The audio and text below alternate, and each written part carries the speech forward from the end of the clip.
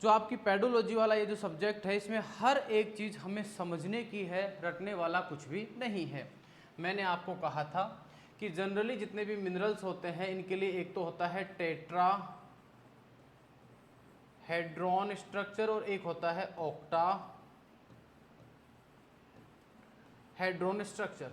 ये tetrahedron structure और octahedron structure जब मैंने आपको सॉइल कॉलोइड्स पढ़ाए थे तब भी क्लियर कर दिया था, ये बनते कैसे हैं, क्या होता है, सारा कुछ क्लियर कर दिया था। लेकिन जैसे आप लोगों का जो इतना बड़ा शरीर है एक कोशिका से मिलकर बना हुआ है, ठीक वैसे ही इस पूरी की पूरी पृथ्वी का जो निर्माण हुआ है उसके लिए एक जो सबसे छोटी इकाई होती है उसको बोलते हैं हम टेट्राहेड्रोन। बोले ये कैसे? इसके लिए मैंने आपको आइडिया दिया था कि जो सिलिका होती है, इस सिलिका के चारों तरफ हम 4 ऑक्सीजन जो होते हैं उनकी शेयरिंग रहती है। इस तरीके का एक डायग्राम सा हमने बनाया था। हालांकि आपको लास्ट क्लास में थोड़ा थोड़ा मैंने समझाया था कि इसकी जब हम 3D स्ट्रक्चर बनाते हैं तो कुछ इस तरीके से बनती है कि ये 3 ऑक्सीजन होते हैं और ये एक ऑक्सीजन यहाँ होता है और सिलिका यहाँ नीचे की तरफ होता है। और इसका अगर हम डायग्राम बनाते हैं तो कुछ इस तरीके का डायग्राम हमें बना हुआ दिखाई देता है। इसको बोला था हमने टेट्राहेड्रोन। इसी टेट्राहेड्रोन से जब हम आगे की तरफ बढ़ते हैं तो हमने ये कहा था कि इस टेट्राहेड्रोन के पास 4 ऑक्सीजन जो हमें साफ साफ दिखाई दे रहे हैं, जो आपको भी दिख ही रहे होंगे कि ये जो 4 ऑक्सीजन आपको एटम्स दिखाई दे रहे हैं, इन 4 ऑक्सीजन एटम्स में आपको एक ये दिख रहा है, दूसरा ये है, तीसरा ये है और एक ये आपको दिख रहा होगा चौथा, ये सिलिका का एटम है।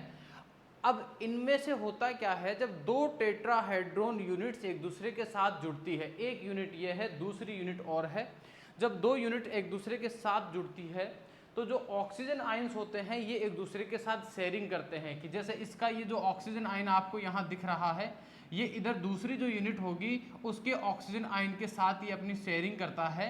तो ये जो शेयरिंग होती है ये कितने आयंस के साथ या कितने ऑक्सीजन आयंस शेयरिंग कर रहे हैं, इसी बेसिस पे हमने 4 क्लासेस के अंदर डिवाइड कर रखा था। लेकिन मैंने आपको 5 पढ़ाए थे और ज़्यादा करो तो साइक्लो को ऐड कर लेते हो तो मैंने आपको कुल 6 पढ़ाए थे। कितने पढ़ाए थे? 6 आपको मैंने क्लासिफिकेशन पढ़ाए थे।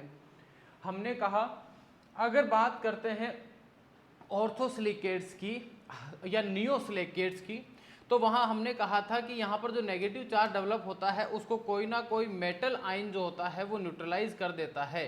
और उसमें हमने उदाहरण पढ़ लिया था ओलिवाइन। क्या उदाहरण पढ़ लिया था? ओलिवाइन। या फिर हमने टोपाज करके एक एग्जाम्पल मैंने आपको दिया था। यानी कि इसमें जो यहाँ -4 जो चार्ज डेवलप हुआ, माइनस जो आपको यहाँ पर जैसे आप फॉर्मूला पढ़ते हो तो SI4 -4 आप पढ़ते हो, तो यहाँ पर जो चार्ज डेवलप हो रहा था इस चार्ज को न्यूट्रलाइज कौन करता है? ये जो आयंस होते हैं, ये पॉजिटिव आयंस होते हैं, ये इसको न्यूट्रलाइज कर देते हैं। इसीलिए हमने ओलिवाइन का आपको फॉर्मूला पढ़ाया था। ओलिवाइन के अंदर भी 2 टाइप के मिनरल होते हैं, एक आयरन का होता है और एक मैग्नीशियम का होता है। ऐसे मिनरल जिनमें आयरन मैग्नीशियम प्रेजेंट होता है उनको फेरो मैग्नीशियम मिनरल कहते हैं, और ऐसे आयन जिनमें ये आयरन और मैग्नीशियम उपलब्ध नहीं होता है उनको नॉन फेरो मैग्नीशियम मिनरल्स कहते हैं। मैंने आपको कहा था कि सारे के सारे मिनरल्स के अंदर आयरन और मैग्नीशियम प्रेजेंट रहता है, लेकिन एक मिनरल ऐसा है जिसमें नहीं रहता है, उसका नाम होता है टेक्टोसिलिकेट। टेक्टोसिलिकेट्स के अंदर याद रखना आयरन और मैग्नीशियम प्रेजेंट नहीं रहता है। क्लियर है? इसीलिए टेक्टोसिलिकेट का दूसरा नाम था नॉन फेरो मैग्नीशियम मिनरल्स। याद रखना टेक्टोसिलिकेट को ही बोलते हैं non ferro magnesium silicate mineral. Clear कर लेना। इसके आगे हो सकता है ऐसा लिखा हुआ जाए सिलिकेट मिनरल या alumino, non ferro magnesium alumino silicate. तो एल्यूमिनियम और सिलिका तो सब में होता है, इसलिए एल्यूमिनो सिलिकेट तो सारे होते हैं, ये तो भूल जाओ आप। ये आप काम में लो तो ले लीजिए, क्योंकि आप किसी का भी फॉर्मूला पढ़ोगे तो सबके अंदर आप लोगों को क्या मिलेगा? एल्यूमिनियम और सिलिका तो आपको मिलना ही मिलना है। तो एल्यूमिनो सिलिकेट तो लगभग सारे होते हैं। पर मजे की बात है कि जो आयरन होता है और मैग्नीशियम होता है ये कुछ मिनरल्स में नहीं होता है और कुछ में होता है। तो इस बेसिस पे इसी क्लासिफिकेशन के अंदर मैंने दूसरा क्लासिफिकेशन भी पढ़ा दिया है। ये हो गया non ferro magnesium, that is कौन सा है? टेक्टोसिलिकेट। ये इंपॉर्टेंट चीज है, ये ARO के अंदर और प्री PG जो आपका एग्जाम होता है दोनों में पूछा जा चुका है। प्री PG में भी ये सवाल आता है। याद रखना आपका जो ARO का पेपर हुआ है उसमें भी ये सवाल आ चुका है कि which one of the following is example of non ferro magnesium silicate mineral. Clear है? तो नॉन फेरो मैग्नीशियम का मतलब क्या होता है वो मैंने समझा दिया। टेक्टोसिलिकेट की विशेष बात यह है कि इसके अंदर जो 4 ऑक्सीजन आयन होते हैं, यानी इस तरीके की जो स्ट्रक्चर होती है कि साहब ये 4 ऑक्सीजन आयन्स है, ये चौथा है, और बीच में मैं बिठा देता हूँ सिलिका को। बीच में किसको बिठा देता हूँ? ये आपका सिलिका का आयन था। तो इसमें जो स्ट्रक्चर बनती है वो कुछ इस तरीके की आपको बनती हुई दिखाई देगी, क्लियरली दिख रही होगी आपको, और एक शेयरिंग इसके साथ है, क्लियर है। तो जब ये टेट्राहेड्रल जो यूनिट है, जब इसकी हम बात करते हैं डिटेल से, तो ये क्या करती है, चारों तरफ ये अपने चारों तरफ कुछ कुल मिलाकर इसके जो आयंस होते हैं वो चारों तरफ ऑक्सीजन के साथ शेयरिंग किए हुए आपको मिलेंगे।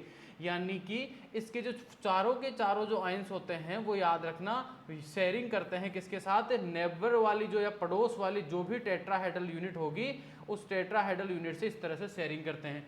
1 2 3 और 4 ऑक्सीजन आयन थे, चारों के चारों शेयरिंग करते हैं, तो उसे बोलते हैं टेक्टोसिलिकेट।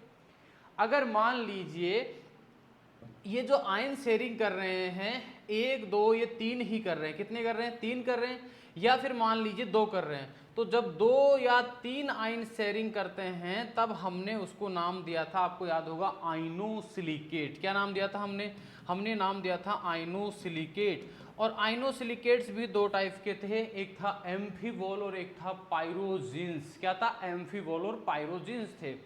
और हमें याद था कि जो एक तो था एम्फीबोल और एक क्या था, एक था आपका पायरोजिन्स। तो पायरोजिन्स में हमने कहा था केवल 2 शेयरिंग होती है, और इसमें एक सिंगल सीधी सीधी चेन बनाकर मैंने आपको दिखाई थी, मैंने लाइन खींचा था, एक नीचे था दूसरा ऊपर था, एक नीचे था, इस तरीके से आप लोगों को इस तरीके की चेन बनती हुई दिखाई, मैंने लास्ट क्लास में मैंने डायग्राम बना के ऐसे दिखाया था। देखो एक ये रहा ऑक्सीजन, दूसरा ये रहा, इसके भी 2 हैं, इसके भी 2 हैं, तो सारे के सारे जितने भी ये थे ये सब अपने 2 ऑक्सीजन की शेयरिंग करते हुए आगे बढ़ रहे थे। इस तरीके का डायग्राम बना के मैंने आपको समझा दिया था लास्ट क्लास में। फिर क्या हुआ, फिर होता क्या है, कई बार ये जो तीसरा ऊपर वाला जो आयन होता है ये फिर से शेयरिंग करता है, और इसकी शेयरिंग की वजह से एक चेन तो नीचे बन रही है, दूसरी चेन एकदम ऊपर और बन जाती है, तो यहाँ 2 चेन बन रही थी। इसीलिए एम्फीबॉल्स के लिए कहा जाता है कि ये डबल चेन है, और पायरोजिन्स के लिए कहा था सिंगल चेन आइनोसिलिकेट मिनरल्स। इस तरह से 2 हमने पढ़ा दिए थे। फिर क्या हुआ, बोले साहब अगर एक ही करे तब क्या कहेंगे, मान लीजिए एक ही यहाँ पर शेयरिंग हो रही है ऑक्सीजन की, तब हम लोग इसको क्या नाम देंगे, क्लियर है मामला। तो वहां पर एक तो आपको नियोसिलिकेट ऑर्थोसिलिकेट पढ़ाया था, आपको याद हो तो, ठीक है। एक आपको अगर मान लीजिए 3 वाली होती है जिसमें फ्रेमवर्क बन रहा था सिलिकेट क्ले वाला, उसमें फाइलोसिलिकेट, 3 वाला क्या था, फाइलोसिलिकेट था, जिसमें हनी कॉम्ब लाइक स्ट्रक्चर बन रही थी, जिसमें सारे के सारे क्ले मिनरल्स आ गया था, केओलिनाइट, मोन्टमोनाइट, इलाइट, वर्मिकुलर, सारे के सारे क्ले मिनरल्स किसमें थे, फाइलोसिलिकेट में थे। तो जब ये सारे के सारे हम क्लासिफिकेशन पढ़ते हैं, तो मैंने कल की क्लास में आपको, यानी जो लास्ट क्लास हमारी हुई थी उसमें एक चीज़ और समझा दी थी, और वो क्या थी, वो मैंने आपको ये समझाया था, चाहे से आइनोसिलिकेट हो, चाहे से फाइलोसिलिकेट हो, चाहे से ऑर्थोसिलिकेट हो, चाहे से साइक्लोसिलिकेट हो, सारे के सारों फेरोमैग्नीशियम सिलिकेट है। सारे क्या है, फेरोमैग्नीशियम सिलिकेट है। लेकिन उसका एक अपवाद भी मैंने आपको समझाया था कि जो माइका आती है, ये माइका एग्जाम्पल है फाइलो का, किसका है, जो फाइलोसिलिकेट्स होते हैं उनका एग्जाम्पल होती है माइका। और माइका 2 प्रकार की होती है, जिसमें एक मैंने कहा था व्हाइट माइका होती है, और एक होती है आपकी ब्लैक माइका। ब्लैक माइका को हमने नाम दिया था बायोटाइट, और इसको नाम दिया था हमने मस्कोवाइट। क्या नाम दिया था, मस्कोवाइट। और ये जो मस्कोवाइट होती है, याद रखना, इसमें जो आप चार्ज डेवलपमेंट होता है उसको उदासीन करने का काम पोटेशियम कर देता है, आयरन मैग्नीशियम नहीं आता है। इसीलिए मस्कोवाइट जो है वो भी एक प्रकार का नॉन फेरोमैग्नीशियम मिनरल है, और ये भी प्री पीजी के एग्जाम में और डबल आरओ 2018 के एग्जाम में पूछा हुआ सवाल है कि muscovite is a type of mineral, उसका आंसर माना था नॉन फेरोमैग्नीशियम, याद रखना मस्कोवाइट भी। लेकिन बायोटाइट जो होती है वो एक प्रकार की फेरोमैग्नीशियम मिनरल है। ये दोनों की दोनों याद रखना फाइलोसिलिकेट्स में आती है, माइका का टाइप है, और माइका खुद एक फाइलोसिलिकेट है, लेकिन मस्कोवाइट इसका अपवाद है, और ये आपको ध्यान में रखना है, इसमें कोई कंफ्यूजन नहीं होनी चाहिए। इसके बाद हम आगे बढ़ते हैं, तो हमारा जो लास्ट टाइप का जो क्लासिफिकेशन था वो बच जाता था टेक्टोसिलिकेट, जिसमें पहली चीज मैंने आपको समझा दी कि क्या होता है।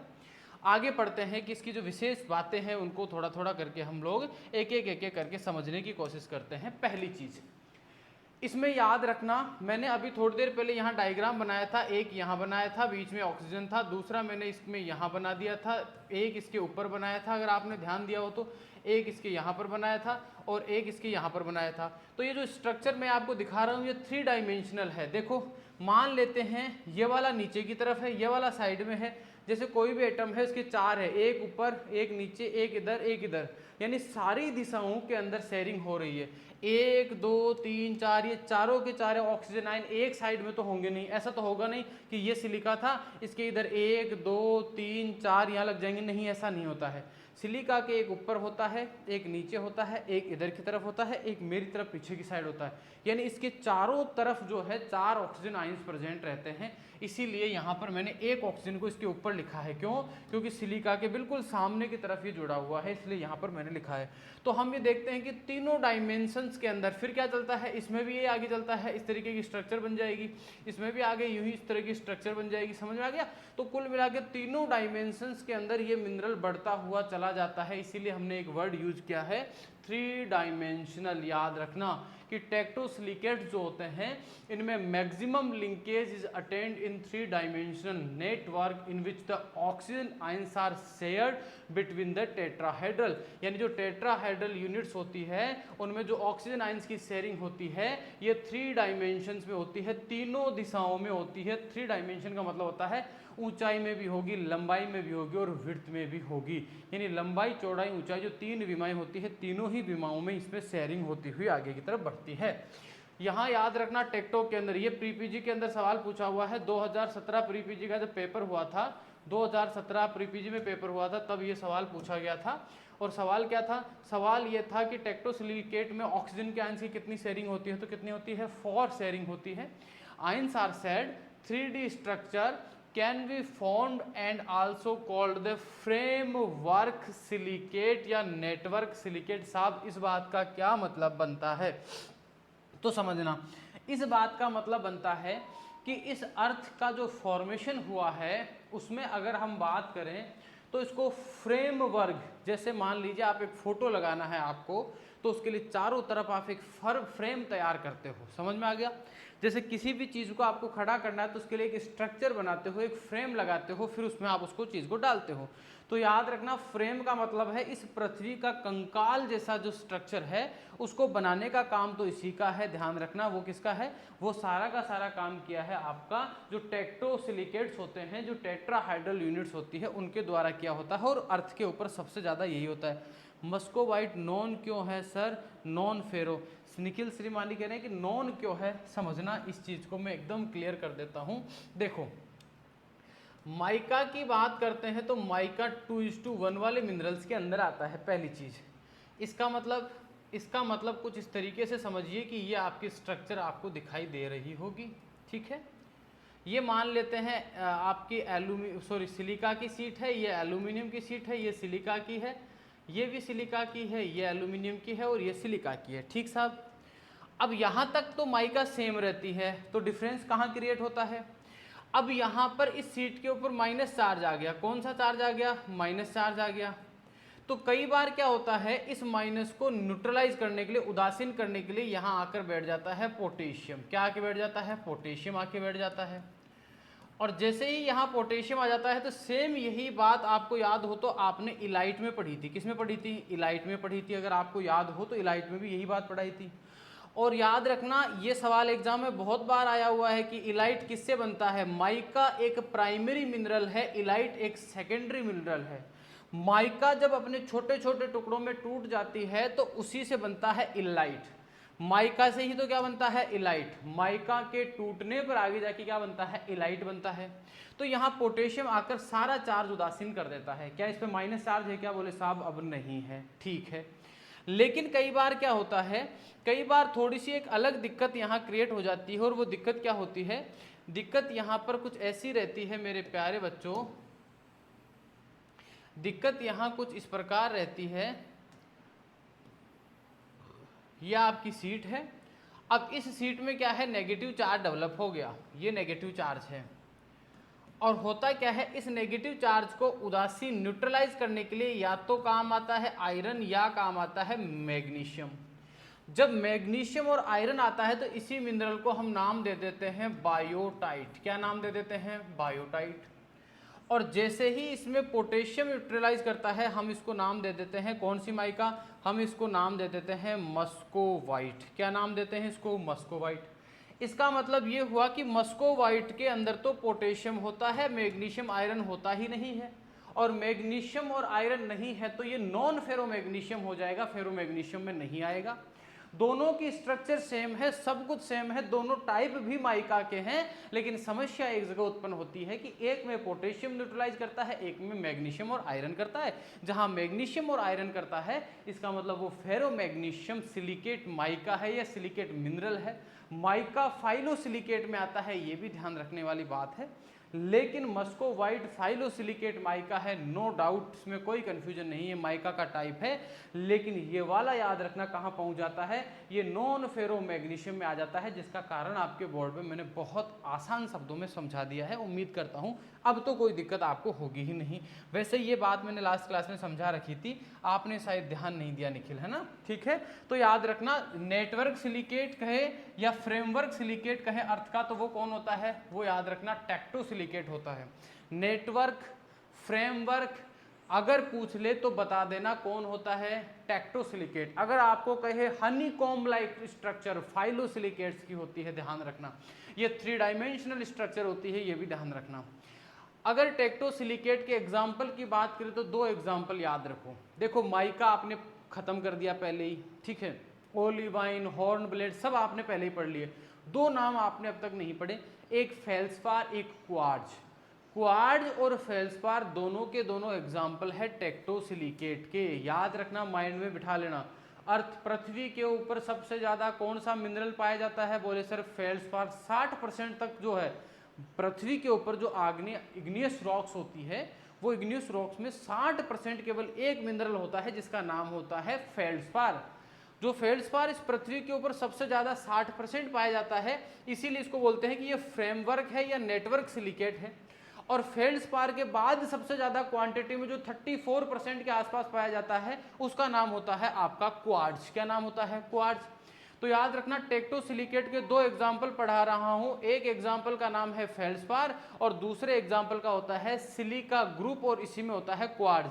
हालांकि इसी क्वार्ट्ज के पॉलीमर क्या होता है, पॉलीमर का मतलब होता है बहुलक, उसी के जैसे किंतु थोड़ा बहुत कोई परिवर्तन आ जाता है, उसी के जैसे किंतु थोड़ा बहुत कोई परिवर्तन आ जाता है, हम उसकी बात कर रहे हैं।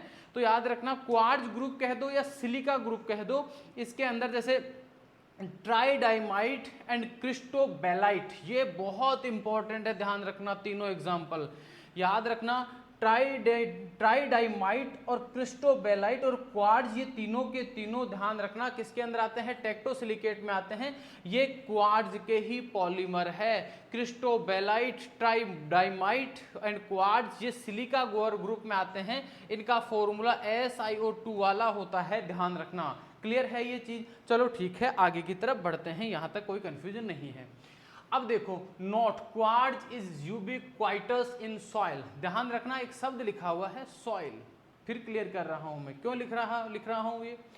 अगर किसी भी जगह इस पूरी की पूरी अर्थ के ऊपर अगर मान लीजिए कहीं पर भी सॉइल का फॉर्मेशन हुआ है, पूरी अर्थ पर कहीं पर अगर सॉइल बनी है तो उस सॉइल के अंदर हो सकता है अलग अलग मिनरल्स प्रेजेंट हो, कहीं किसी की मात्रा ज़्यादा हो, कहीं किसी की मात्रा ज़्यादा हो, लेकिन एक मिनरल हर जगह विद्यमान है, प्रेजेंट है, और उस मिनरल का नाम है क्वार्ट्ज। क्या नाम है, क्वार्ट्ज। यानी सॉइल के अंदर एक मिनरल जिसका नाम क्वार्ट्ज है वो हर प्रकार की सॉइल के अंदर प्रेजेंट होता है, इसलिए कहा जाता है कि क्वार्ट्ज इज यूबिक्वाइटस, का मतलब होता है हर जगह जो प्रेजेंट होता है।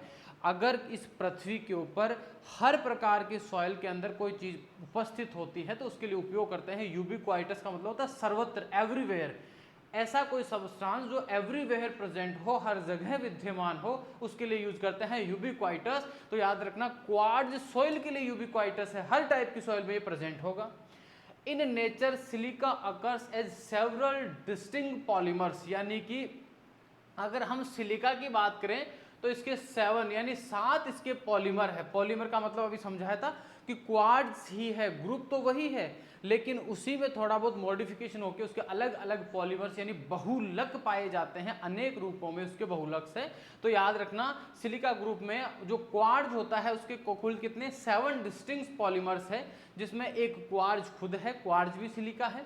इसके अलावा क्रिस्टोबेलाइट होता है, ट्राइडाइमाइट होता है, कोएसाइट होता है, एक होता है स्टीसोवाइट, एक होता है लैक्टेलेराइट। ये सिलिका ग्लास, याद रखना ये पूछ लिया जाता है, यानी कई बार हम जो विंडोज या यूं कहें ग्लास काम लेते हैं ना, सिलिका का बना हुआ कांच जो जिसको आप बोलते हो मिरर बोलते हो, तो सिलिका ग्लास किससे होता है, ये लैक्टेलेराइट से बना होता है। लैक्टेलेराइट एक मिनरल होता है जो सिलिका ग्रुप में होता है, किसमें होता है, सिलिका ग्रुप, या यूं कहें क्वार्ट्ज का पॉलीमर होता है, क्वार्ट्ज का क्या है, पॉलीमर होता है। एंड लास्ट होता है ओपेल, क्या होता है, ओपेल। कुल मिलाकर ये जो 7 नाम आप पढ़ रहे हो ये आप इस क्वार्ट्ज के ही पॉलीमर पढ़ रहे हो, या यूं कहें सारे के सारे सिलिका के ही टाइप्स हैं, ध्यान रखना। नोट में आपको मैं बता देता हूं कि albite anorthite comes under the plagioclase, यानी इस चीज को हम चाह के आगे पढ़ लेंगे, क्यों, क्योंकि जो एल्बाइट और एनोर्थाइट की बात कर रहे हैं ये आपके फेल्ड्स्पार से रिलेटेड है, इसका कोई संबंध नहीं है इसके साथ, ठीक है। ये नोट की बात है इसलिए यहाँ पर आ गई है, इसको मैं बेक करके पढ़ाऊंगा, पहले मैं आपको पोटेशियम पढ़ाऊंगा, फिर उसके बाद में इसको उसके अंदर हम लेके आएंगे। यानी हमने क्वार्ट्ज पढ़ लिया है, क्लियर है। अब 2 चीज है, एक तो आपको पूछे अर्थ क्रस्ट, और आपको ये पूछे कि अर्थ क्रस्ट के ऊपर डोमिनेंट मिनरल कौन सा होता है। डोमिनेंट मिनरल का मतलब कि भाई साहब इस अर्थ क्रस्ट पर सबसे ज्यादा मिनरल कौन सा होता है, तो आप आंख बंद करके कह देना कि सर अर्थ क्रस्ट पे सबसे ज्यादा जो मिनरल प्रेजेंट होता है उसका नाम है फेल्ड्स्पार। ये 60% होता है, कितने परसेंट होता है, 60% होता है। इसी के साथ अब आपको अर्थ क्रस्ट ना पूछ के आपको कहे सॉइल में बता दीजिए, सॉइल के अंदर जो डोमिनेंट मिनरल है उसका नाम बता दीजिए, तो कंफ्यूज मत होना। सॉइल के अंदर आता है क्वार्ट्ज, कौन आता है, क्वार्ट्ज। सॉइल में सबसे ज्यादा क्वांटिटी में कौन सा मिनरल पाया जाता है, बोले सर क्वार्ट्ज पाया जाता है। और पृथ्वी या अर्थ के ऊपर पूछे तो फेल्ड्स्पार होता है, कौन होता है, फेल्ड्स्पार प्रेजेंट होता है। कुछ बुक्स ने 60 दिया है, कुछ ने 48 भी दे रखा है, कंफ्यूज होने की जरूरत नहीं है, क्वांटिटी नहीं पूछता है, लेकिन याद रखना फिर भी फेल्ड्स्पार हाईएस्ट क्वांटिटी में होता है। अगर 48 ऑप्शन में है तो वो आपको चूज करना है। और सॉइल के अंदर बात करें तो सबसे ज्यादा क्वांटिटी में होता है क्वार्ट्ज। सॉइल के अंदर जो पार्टिकल्स होते हैं उनमें सबसे ज़्यादा क्वांटिटी होती है क्वार्ट्ज की। ये जो बात है ये क्वार्ट्ज से रिलेटेड है, या यूँ कहें सॉरी क्वार्ट्ज क्या फेल्ड्स्पार से रिलेटेड है, तो पहले फेल्ड्स्पार को हम लोग ध्यान देंगे। अच्छा मज़ेदार बात देखना, सिलिकेट क्लासेज आर, यानी जो सिलिकेट क्लासेज हमने पढ़े थे अभी थोड़ी देर पहले उनके फॉर्मूलाज, इस चीज़ को मोस्ट इम्पोर्टेंट लिख लेना। और याद रखना सुबह सुबह जब उठ के आप चाय पीते हो तो चाय पियो तब ये चीज़ आप एक चार्ट बनाकर चिपका देना कहीं, और सुबह सुबह जब भी आप उठो तो एक बार इस चीज़ को रोजाना आपको देखना है 10 दिन तक। 10 दिन के बाद आपको ये चीज़ माइंड में एकदम कंठस्थ हो जाएगी, कोई दिक्कत वाली बात ही नहीं होगी, ठीक बात है। चलो एक एक चर्चा करते हैं।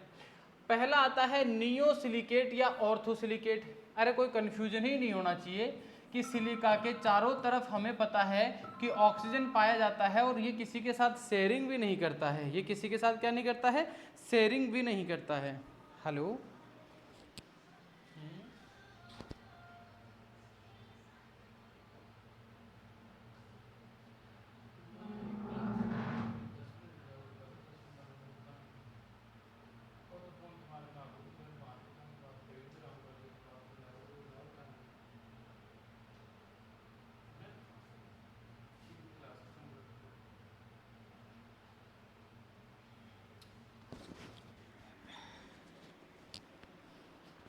हाँ जी, देखिए ध्यान दो, तो बात यहाँ चल रही थी, तो हमें पता है कि यहाँ जो नेगेटिव चार्ज है उसको न्यूट्रलाइज करने का काम होता है Fe और Mg का, यानी इसकी जो शेयरिंग होती है वो क्या होती है, 0।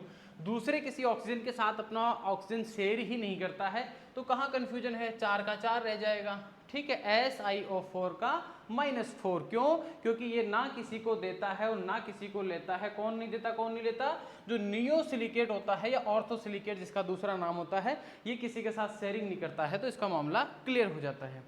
टेक्टोसिलिकेट के लिए कहा जाता है कि चारों के चारों ही शेयर कर देता है। बोले साहब कैसे, बोले सर Si4 होता है, और Si4 की बात करें तो इसका फॉर्मूला आप कुछ इस तरीके से पढ़ोगे, ऑक्सीजन ऑक्सीजन ऑक्सीजन सब के सब शेयरिंग कर रहे हैं, तो चार्ज क्या बच गया यहाँ 0।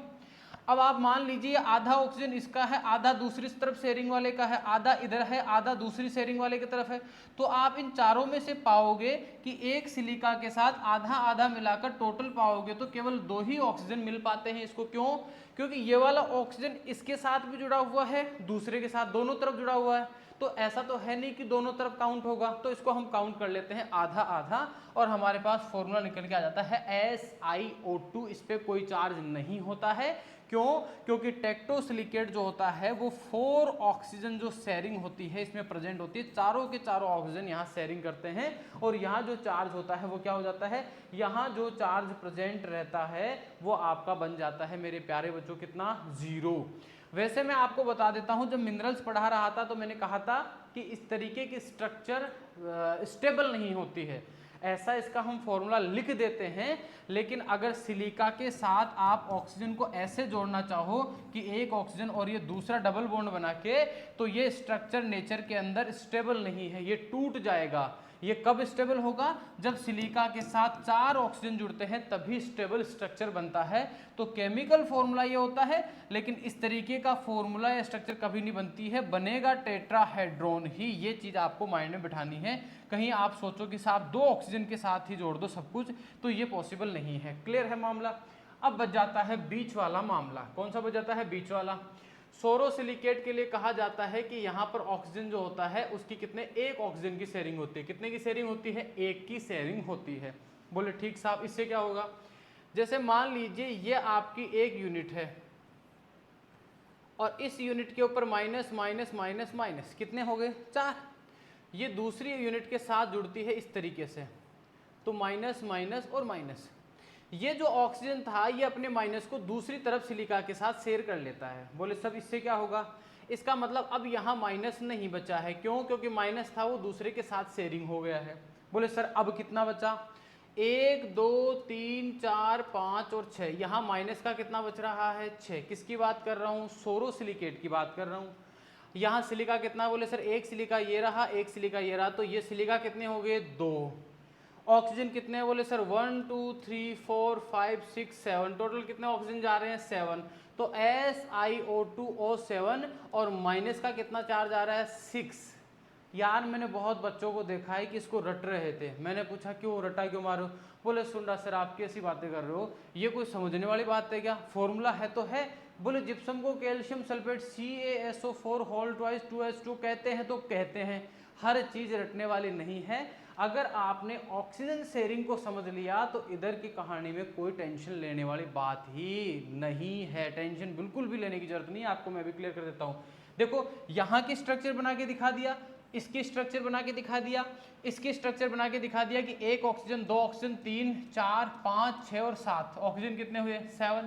सिलिका कितना है? बोले 1 सिलिका ये रहा, 1 सिलिका ये रहा, कितने हो गए आपके? 2 ऑफ सिलिका। -6 कहाँ से आया? बोले सर 1 -2 -3 -4 -5 और 6, बीच वाला न्यूट्रलाइज हो गया, अदरवाइज कितने हो जाते आपके? 7 हो जाते। क्लियर है मामला? तो इस तरीके से कुल मिलाकर यहाँ पर 1 हुई शेयरिंग, इसीलिए इस तरीके की स्ट्रक्चर बन गई और इसका फॉर्मूला ये बनकर आप लोगों के सामने आ गया है। ठीक बात है। अब चलते हैं आगे की तरफ। बोले सर साइक्लोसिलिकेट की बताइए। साइक्लोसिलिकेट का अगर आपको याद हो तो साइक्लोसिलिकेट का मैंने फॉर्मूला इस तरीके से बनाया था। अगर आपको थोड़ा बहुत भी याद हो तो इस तरीके का हमने फॉर्मूला वहाँ पे पढ़ा था।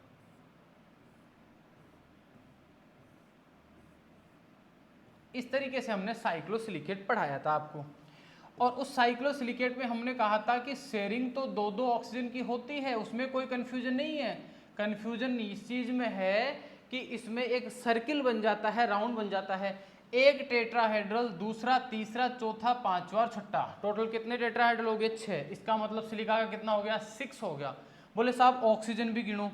ऑक्सीजन गिनने पर जब हम आए तो 1 ऑक्सीजन, 2 ऑक्सीजन, तीसरा यहाँ है, ठीक है, यहाँ तीसरा हो गया, यहाँ चौथा है, यहाँ पांचवा है, यहाँ छठा है, 7वां, 8वां, 9वां, 10वां, 11वां, 12, 13, 14, 15, 16, 17 और ये 18। टोटल कितने ऑक्सीजन है? 18। ये भी कितना लिख रहा है? 18 ही तो लिख रहा है, ज़्यादा थोड़ी लिख रहा है बेचारा, जितने हैं उतने लिख रहा है। अरे इस स्ट्रक्चर में टोटल में कितने हैं? 18 ऑक्सीजन है। सिलिका कितना है? बोले सर 6 है, तो 6 और 18 लिख दिया। अब ऑक्सीजन से आप चार्ज डेवलप करोगे तो 18 का चार्ज कितना होता है, डबल हो जाता है, यानी टोटल कितना हो रहा है 36, और एक सिलिका पर 4 होता है तो 6 का वापस मल्टीप्लाई करोगे तो कितना आ जाएगा 24, पीछे कितना बच गया माइनस का 12 है, ये लो भैया 12 हमने लिख दिया है। साइक्लोसिलिकेट के अंदर 6 टेट्राहाइड्रल यूनिट्स आपस में मिलकर बनती है और उसमें टोटल 18 ऑक्सीजन और 6 सिलिका होती है, और सब कुछ न्यूट्रलाइज होने के बाद इस संरचना के ऊपर माइनस का 12 चार्ज बच जाता है। वो कैसे बच रहा है दिखा दिया है, ऑक्सीजन से माइनस के 36 और याद रखना सिलिका से 24 होता है, माइनस का 12 बच जाता है। कोई कन्फ्यूजन नहीं है। बोले सर ये बात इतने इजी वे में समझ में आ गई हमको। इसके साइक्लोसिलिकेट का मोस्ट इंपॉर्टेंट एग्जांपल टॉर्मेलाइन, जो याद रखना बोरोन का मिनरल है, या फिर याद रखना इसका एग्जांपल हो जाता है बेराइल। याद रखना दो है, टॉर्मेलाइन एंड बेराइल, और ये टॉर्मेलाइन बोरोन का खनिज सोर्स होता है जो एग्जाम में बहुत बार पूछा जा चुका है। अब हम बात करते हैं सिंगल चेन और डबल चेन की। ये आपके आइनोसिलिकेट्स के एग्जाम्पल है, जिसमें एक पायरोजिन्स और एक एम्फीबॉल है। पायरोजिन्स को बोलते हैं सिंगल चेन, कौन सी चेन बोलते हैं, सिंगल चेन बोलते हैं, और इसके लिए उपयोग किया जाता है डबल चेन। कितनी चेन, डबल चेन उपयोग किया जाता है। पायरोजिन्स में हमने कहा था 2 ऑक्सीजन की शेयरिंग होती है, कितने ऑक्सीजन की शेयरिंग होती है, 2 की शेयरिंग होती है। और एम्फीबॉल्स के लिए हमने कहा था 2-3-2-3 अल्टरनेट चलेगा। क्यों चलेगा, क्योंकि स्ट्रक्चर मैंने बना के दिखाया था, ऐसे लाइन खींची, फिर इसके बाद में एक ऊपर ले लीजिए, फिर दूसरा नीचे ले लीजिए, फिर एक ऊपर ले लीजिए, फिर नीचे ले लीजिए, फिर ऊपर ले लीजिए, फिर नीचे, इस तरह की स्ट्रक्चर बनती है चेन लाइक। इसमें शेयरिंग को जब हम नोटिस करते हैं तो शेयरिंग में हमें दिखता है कि सर एक यहाँ शेयरिंग हो रही है, दूसरा यहाँ हो रहा है, तीसरा यहाँ हो रहा है, चौथा, इस तरह से ये शेयरिंग आपको होती हुई दिखाई दे रही है। ये सिंगल चेन है जिसको पायरोजिन्स बोलते हैं। कोई दिक्कत वाली बात इसमें आपको होगी नहीं, ठीक है। बोले सर नहीं है, आगे बढ़ा दीजिए। आगे बढ़ते हैं तो इसी में से कोई एक स्ट्रक्चर उठा लीजिए, निकाल लीजिए। मान लीजिए मैं ये स्ट्रक्चर निकालता हूँ, ये जो आपको दिखाई दे रही है ना, ये वाली स्ट्रक्चर में निकालता हूँ। ये जो स्ट्रक्चर आपको दिख रही है, इसमें एक ऑक्सीजन यहाँ और एक ऑक्सीजन यहाँ, 2 के साथ शेयरिंग हो रही है, तो 2 हमें नहीं मिलेगा, आधा इधर से और आधा इधर से, तो कितना मिलेगा, 1 मिलेगा। मतलब दोनों में से आधा करके 1 ले लो, एक ऑक्सीजन यहाँ रहा, एक ऑक्सीजन यहाँ रहा, तो सिलिका कितना है, 1 है, ऑक्सीजन के कितने हैं, 3 है। अब मुझे बताओ यहाँ ऑक्सीजन का माइनस चार्ज कितना आएगा, 6, कितना आएगा, माइनस का 6। सिलिका का कितना है, 4, माइनस कितना, अरे यूँ समझिए, सिलिका के ऊपर चार्ज कितना है, प्लस का 4, ऑक्सीजन के ऊपर कितना है, माइनस का 2, लेकिन ऑक्सीजन है कितने, 3, तो इसको मल्टीप्लाई करो 3 से, तो माइनस का कितना आ गया, 6, घटाओगे तो कितना बच गया, माइनस का 2। ये लो यही बात लिखी होगी, SiO3 माइनस का 2। क्लियर है मामला, कोई कंफ्यूजन नहीं है।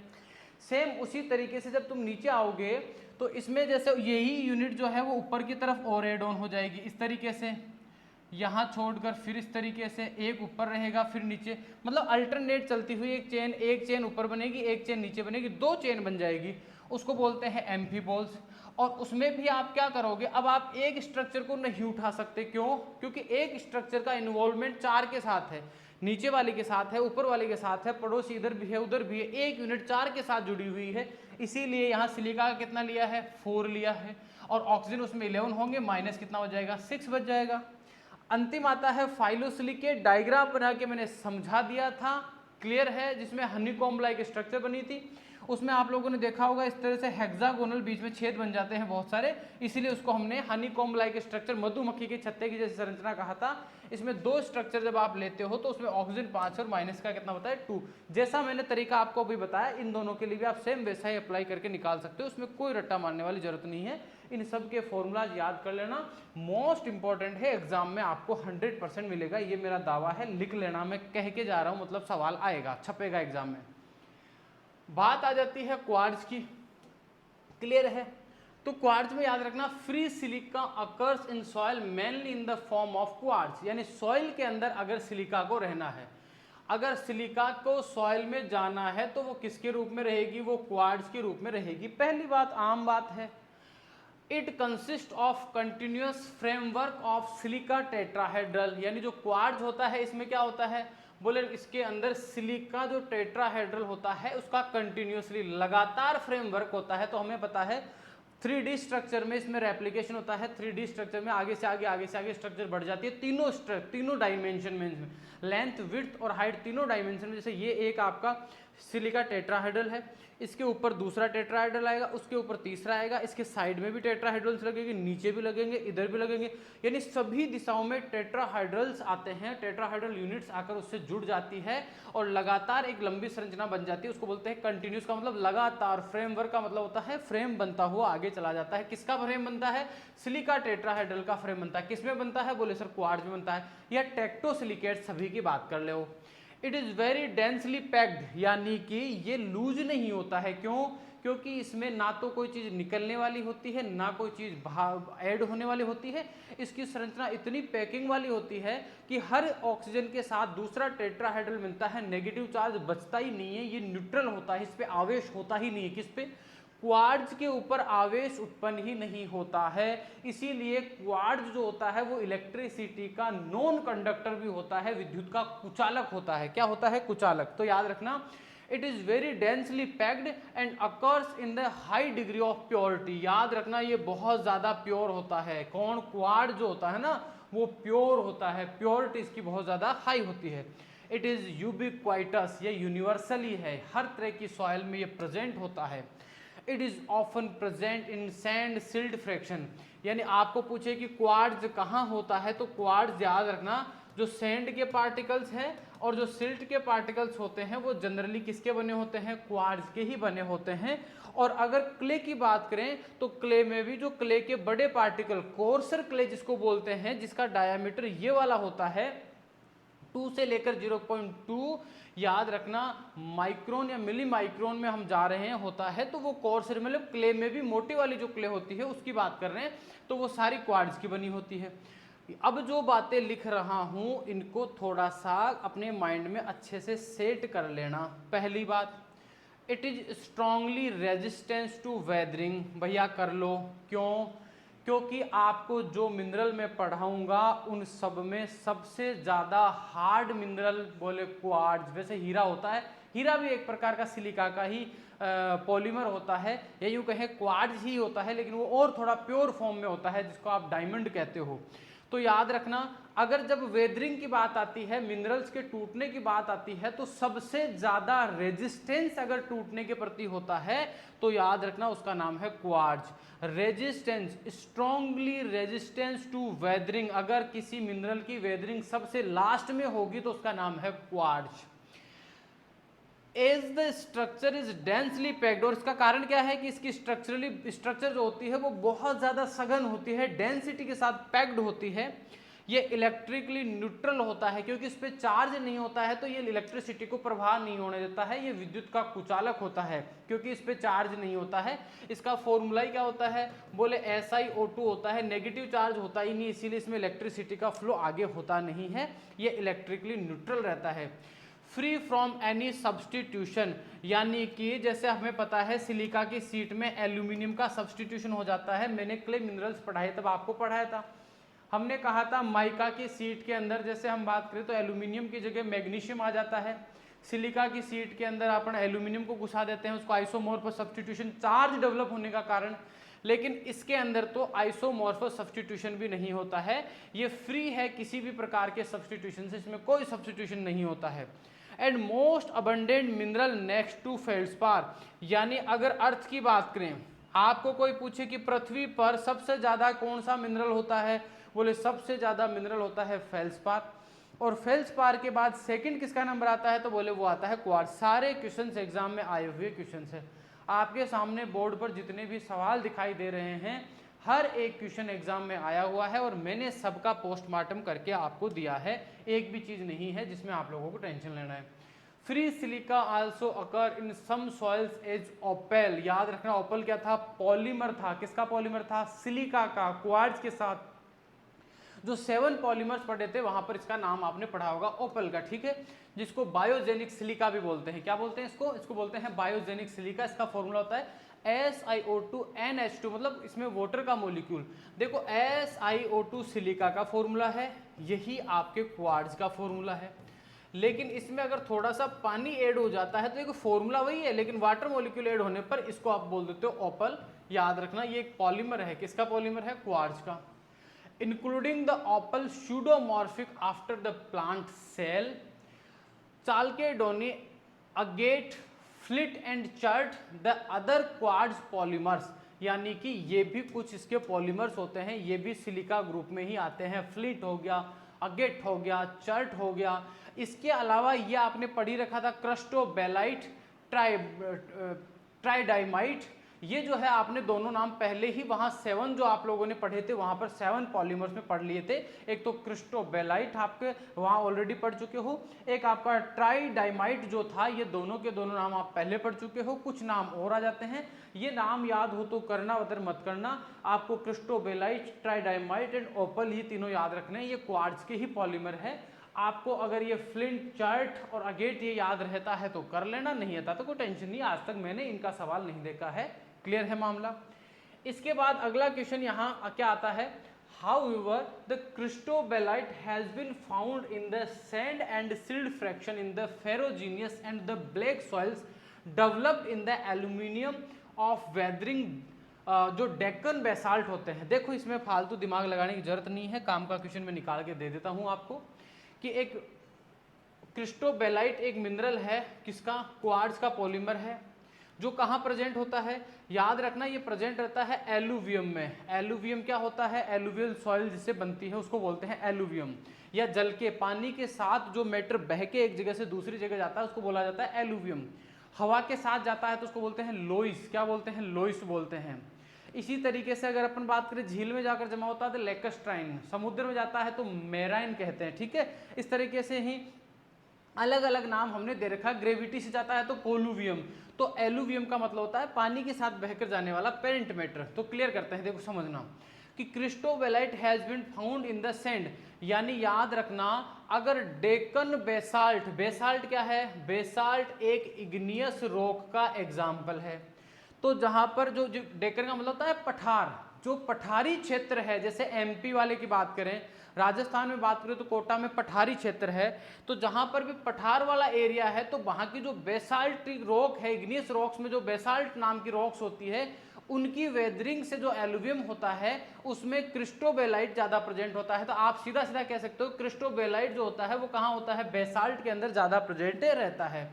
और Deccan basalt containing quartz as a secondary mineral, यानी कहने का मतलब है कि बेसाल्ट जो होता है डेकन्स के अंदर पठारी क्षेत्र में, उसमें क्वार्ट्ज दूसरे नंबर पे आता है और पहले नंबर पे कौन आता है, क्रिस्टोबेलाइट। आपको भी सिंपल पूछे कि डेक्कन बेसाल्ट के जो एलुवियम से डेवलप सॉइल होती है उसमें सिलिका का कौन सा मिनरल ज्यादा होता है, तो आपको तो याद होगा कि क्वार्ट्ज का नाम एक नंबर पे है, लेकिन ध्यान रखना डेक्कन बेसाल्ट की बात आए तो कौन आ जाएगा, क्रिस्टोबेलाइट, और नॉर्मल सॉइल की बात करें तो कौन आ जाएगा, क्वार्ट्ज। दोनों का फर्क समझ के चलना है। The main process of concentration of free silica is पोर्जोलाइजेशन।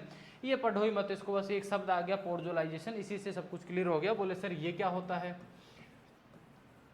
पोर्जोलाइजेशन ये सॉइल फॉर्मेशन की एक प्रोसेस होती है, एक लेटराइजेशन होता है, एक पोर्जोलाइजेशन।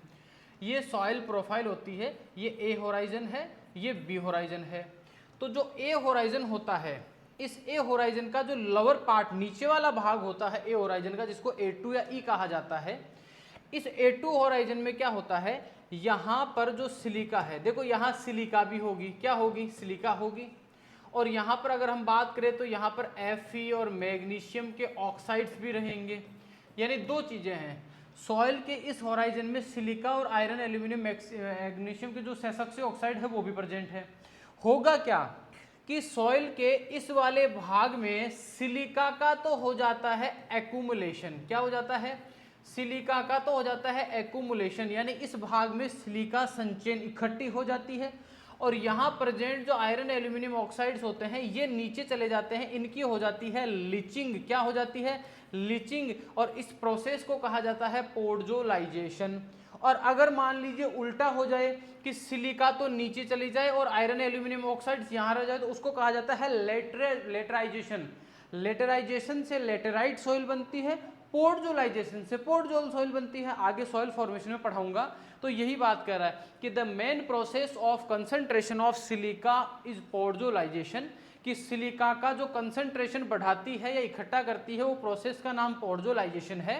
Under which the organic matter chelated the sesquioxide cations केटाइंस, यानी सेसॉक्सी ऑक्साइड्स के ऊपर चिलेट का काम करता है organic matter, and reduce the ferric iron so that these ions are leached, यानी कि ऑर्गेनिक मैटर जो आयरन एल्यूमिनियम के ऑक्साइड्स होते हैं उनके ऊपर चारों तरफ कवर बना लेता है, चिलेट का काम करता है और पानी में घोलकर उनको कहाँ ले जाता है, नीचे ले जाता है। इस प्रोसेस को पोर्टोलाइजेशन कहते हैं और इससे जो A2 होराइजन होता है या जो E होराइजन होता है उसका फॉर्मेशन होता है। ये मैंने अभी नाम दिया था A2, या इसी का नाम होता है E। इसी का नाम क्या होता है, इसी का नाम होता है E। प्यारे प्यारे बच्चों, इसी का नाम क्या होता है, इसी का नाम होता है E, इसी का नाम होता है A। क्लियर, चलो आगे बढ़ते हैं। Serpentine a hydrous magnesium silicate occurs more commonly as the secondary product, यानी सिंपल शब्द सी है कि serpentine a hydrous magnesium silicate, यानी जो आपके नाम सामने दिख रहा है सर्पेंटाइन, जो नाम दिख रहा है ये हाइड्रस मैग्नीशियम सिलिकेट मिनरल होता है जो सेकेंडरी प्रोडक्ट है। यानी ये क्वार्ट्ज है, इस क्वार्ट्ज की हो वेदरिंग, क्या हो इसकी वेदरिंग, और इस क्वार्ट्ज से जो नया मिनरल बनेगा उसका नाम होता है सर्पेंटाइन, जो एक सेकेंडरी प्रोडक्ट है, बहुत बार सवाल में पूछ लिया जाता है। अगला आता है कि garnet are the characteristic of metamorphic rocks and are very hard and most resistant to weathering.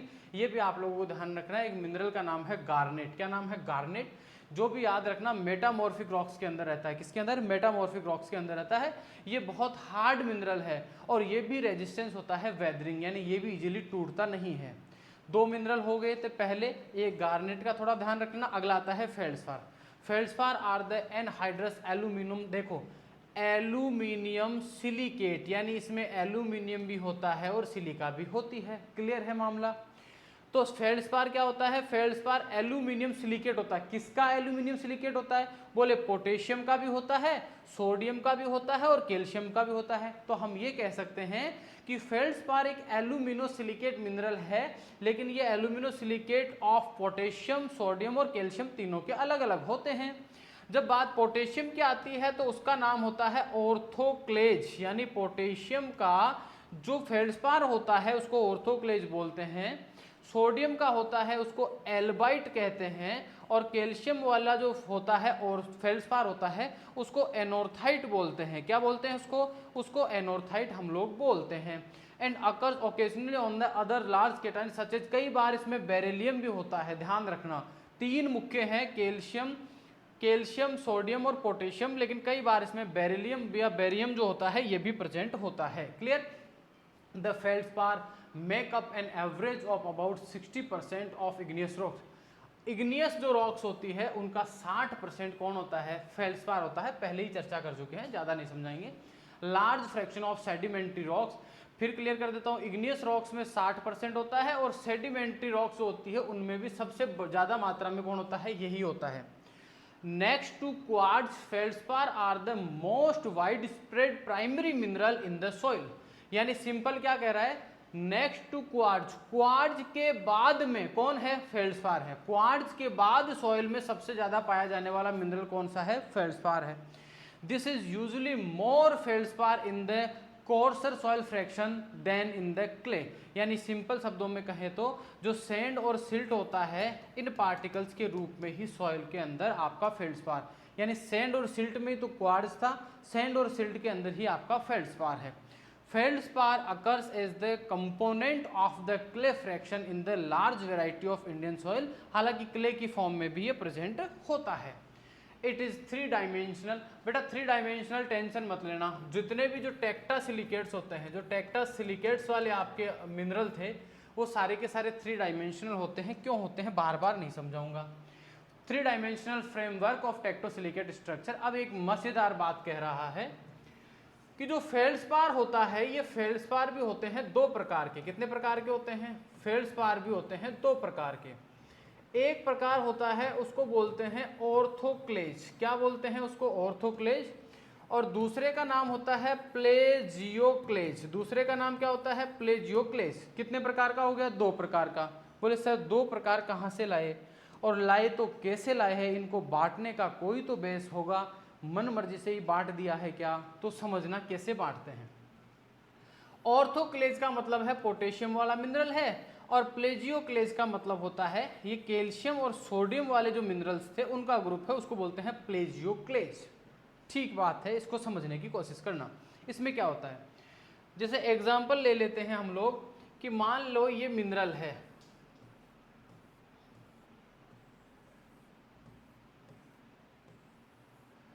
और ये इसमें अलग अलग टेट्राहेड्रल यूनिट्स या सीड्स के रूप में यूनिट्स प्रेजेंट है, ठीक है। अब इनमें क्या होता है, जो सब्स्टिट्यूशन होगा, यानी जैसे मान लो सिलिका की जगह लेगा एल्यूमिनियम, कौन लेगा, एल्यूमिनियम, इसको बोलते हैं आइसोमॉर्फो सब्स्टिट्यूशन। और जनरली ये जो सब्स्टिट्यूशन है वो प्रेजेंट होता ही होता है। तो होता क्या है कि जो आपका पोटेशियम फेल्डस्पार, जिसका नाम, इसी का दूसरा नाम होता है ऑर्थोक्लेज फेल्डस्पार, कौन सा नाम होता है, orthoclase. Aluminium replace silica in every fourth tetrahedral, यानी कि ये टेट्राहेड्रल यूनिट्स है, तो 1 2 3 4 इसमें एल्यूमिनियम आ जाएगा, 1 2 3 4 इसमें एल्यूमिनियम आ जाएगा। तो जैसे जैसे हर चौथी टेट्राहेड्रल जो यूनिट होगी उसमें सिलिका का रिप्लेसमेंट कर देगा एल्यूमिनियम। अगर ऐसी सीट है तो उसको तो हम नाम दे देते हैं पोटेशियम फेल्डस्पार, या फिर दूसरे शब्दों में कहे तो ऑर्थोक्लेज। याद रखना ये जो फॉर्मूला लिखा हुआ है ये ऑर्थोक्लेज का फॉर्मूला लिखा हुआ है KALSI3O8। इसमें साफ लिखा है मैंने कि aluminium replace silica in every fourth tetrahedron. Plagioclase में क्या होता है, प्लेजियोक्लेज में होता है कि aluminium replace silica in every second. अब किस में आ जाएगा, सेकंड में आ जाएगा। बोले सर क्या मतलब है, बोले 1 2 देखो ये रही, फिर एक छोड़ के दूसरी में, फिर एक छोड़ के तीसरी में, फिर एक छोड़ के फिर से अगली के अंदर, समझ में आ गया। तो एक में aluminium silica, aluminium silica, aluminium silica, aluminium silica, समझ में आ गया। तो हर सेकंड सीट में अगर एल्यूमिनियम रिप्लेस करके आ जाता है तो उसको तो हम सिंपल शब्दों में कह देते हैं कि साहब प्लेजियोक्लेज है, और ऑर्थोक्लेज के अंदर हर चौथी सीट के अंदर होता है। यही बात लिखा हुआ।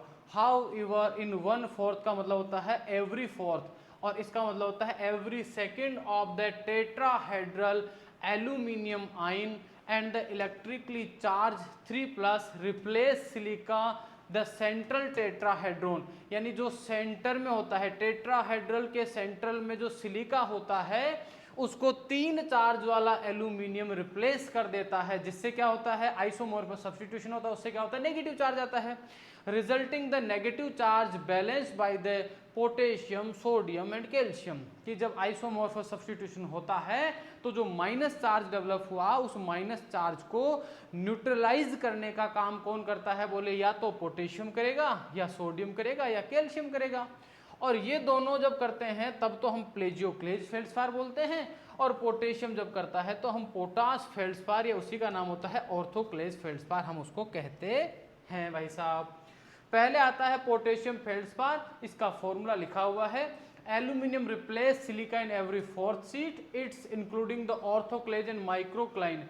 ये भाई साहब गांठ बांध लो इसको कि आपका पोटाश फेल्डस्पार के अंदर उदाहरण कौन कौन से आते हैं, बोले साहब एक ऑर्थोक्लेज है और एक क्या है, माइक्रोक्लाइन है। इसके अलावा भी है, इसके अलावा एडुलेराई, या फिर हम बात करें तो सैनिडाइन, ये भी आप लोगों के पॉलीमर्स होते हैं ऑर्थोक्लेज के। जैसे क्वार्ट्ज के पॉलीमर्स हम पीछे पढ़े थे, आप लोगों को याद हो तो क्रिस्टोबेलाइट हम बात करें, ओपल हम बात करें, या हम फ्लिंट की बात करें, तो जैसे वहां पर पॉलीमर पढ़े थे वैसे ही ये दो तो ध्यान रखना ही रखना है। इसके अलावा इसके हम बात करें तो सैनिडाइन एंड एडुलिरिया जो होता है ये दोनों के दोनों पॉलीमर होते हैं।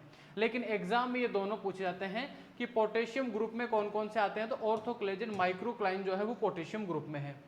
ऑर्थोक्लेज and microclines are common in the plutonic and metamorphic rocks.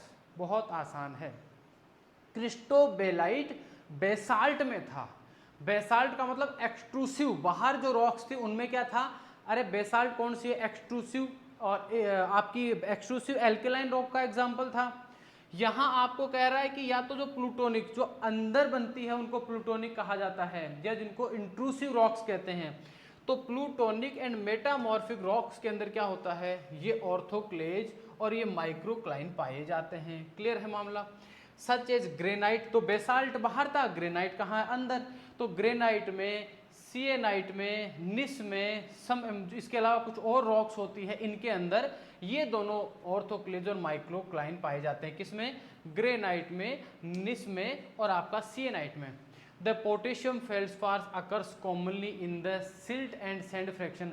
अभी पहले ही पढ़ा चुका हूँ यार, बार बार पढ़ने की जरूरत नहीं है। क्या पढ़ा चुका हूँ कि फेल्डस्पार जो था वो भी सैंड एंड सिल्ट के अंदर पाया जाता है, हालांकि इससे क्ले भी बनती है। लेकिन अगर हम बात करें तो जो पोटेशियम वाला है वो तो होगा किसमें? सैंड में और सिल्ट में होगा, और जो कैल्शियम मैग्नीशियम वाले या कैल्शियम और सोडियम वाले बन रहे थे उनसे क्ले बनती है। Potassium feldspars contribute very little to the soil pools of the potassium. देखो अब आप क्या सोचोगे? आप सोचोगे कि सर पोटेशियम, जो सॉइल के अंदर पोटेशियम होता है, क्या वो हमें ऑर्थोक्लेज से मिल सकता है क्या? लेकिन मैं कह रहा हूं कि ऑर्थोक्लेज में जो पोटेशियम पाया जाता है वो सॉइल के अंदर बहुत कम मात्रा में रिलीज होता है। तो सर सॉइल में पोटेशियम कहां से आता है? वो आता है माइका से। कहां से आता है? माइका में जो पोटेशियम था, जो 8 से 10% के आसपास होता है, वो रिलीज होकर सॉइल में आता है। तो ध्यान रखना, जो पोटेशियम पूल्स होते हैं, सॉइल के अंदर पोटेशियम पूल्स होते हैं, वहां पर ऑर्थोक्लेज का कोई योगदान नहीं है। Potassium feldspar contribute very little, बहुत कम मात्रा में कंट्रीब्यूट करता है soil pools of potassium that can be used by the plant. Thus the potassium feldspar are the less important than the mica. साफ साफ लिखा हुआ, इंपॉर्टेंट कौन है? Mica is a mineral source of potassium in the soil. Clear? Last slide, हम खत्म करने की तरफ बढ़ चुके हैं। सेकेंड टाइप आ जाता है प्लेजियोक्लेज का।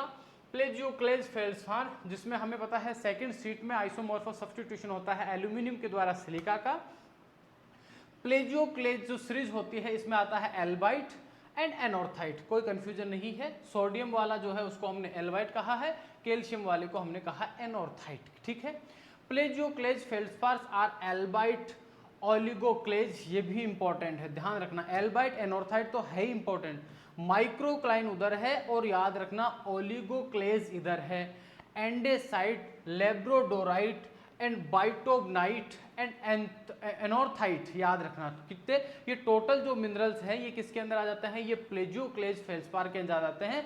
अगर हम बात करें तो आपका चाहे से तो एनोर्थाइट हो, एंडेसाइट हो, या फिर हम बात करें तो लेब्रोराइट हो या बाइटोबनाइट हो, ये सारे के सारे जो मिनरल्स हैं वो एग्जाम्पल होते हैं प्लेजियोक्लेज के।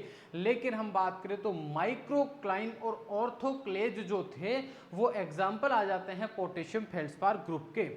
द लेब्रोडोराइट एंड बाइटोबनाइट जो होते हैं end of the series become the more abundant in the less siliceous rocks like basalt. फिर क्लियर कर देता हूँ, ये कह रहा है कि जो लेब्रोडोराइट और बाइटोबनाइट होता है, ये दोनों के दोनों बेसाल्ट या फिर ऐसी रॉक्स जिनके अंदर सिलिका की क्वांटिटी कम होती है, लेस सिलिशियस रॉक्स, जिनमें सिलिका की क्वांटिटी कम होती है, उन रॉक्स के अंदर ये दोनों ज़्यादा होते हैं। कौन ज़्यादा होते हैं? बोले एक तो लेब्रोडोराइट होता है और एक जो बाइटोबनाइट होता है, ये दोनों के दोनों ज़्यादा अबंडेंट का मतलब होता है ज़्यादा क्वांटिटी में प्रेजेंट होते हैं। Anorthite a product of contact metamorphism of limestone weather rapidly in the soil even in temperate climate and plagioclase weather more rapidly than the orthoclase. Simple शब्दों में ये कह रहा है कि आपका जो पोटेशियम वाला ग्रुप है ना, इसकी वेदरिंग बहुत धीमी होगी, और प्लेजियोक्लेज जो होता है इसकी जो वेदरिंग होती है वो आराम से हो जाएगी। और प्लेजियोक्लेज में भी ध्यान रखना, जो एनोर्थाइट होता है ना, इसकी जो वेदरिंग होती है ना वो तो इतनी जल्दी होती है कि आपका जो टेम्परेट जोन है वहाँ पर भी इसकी वेदरिंग हो जाती है। इस तरह से हमने फेल्डस्पार, क्वार्ट्ज और रॉक्स का मेजोरिटी वाला जो पार्ट है वो पढ़ लिया है। इसी के साथ हमने जो आपके फाइलोसिलिकेट्स थे वो पहले ही पढ़ चुके हैं, जैसे हम मॉन्ट मोलाइट, वर्मिकुलाइट, एलाइट, क्लोराइट, ये सारे के सारे हम पहले पढ़ चुके हैं। तो मिनरल्स अब समाप्ति की ओर है। इसके बाद हम वेदरिंग, हमारे 2 क्लास का वेदरिंग रहेगा, फिर सॉइल फॉर्मेशन रहेगा, और फिर लास्ट में अब पेडोलॉजी का जो टॉपिक बचेगा वो बचेगा टैक्सोनोमी, जो सबसे इम्पॉर्टेंट टॉपिक आ जाता है।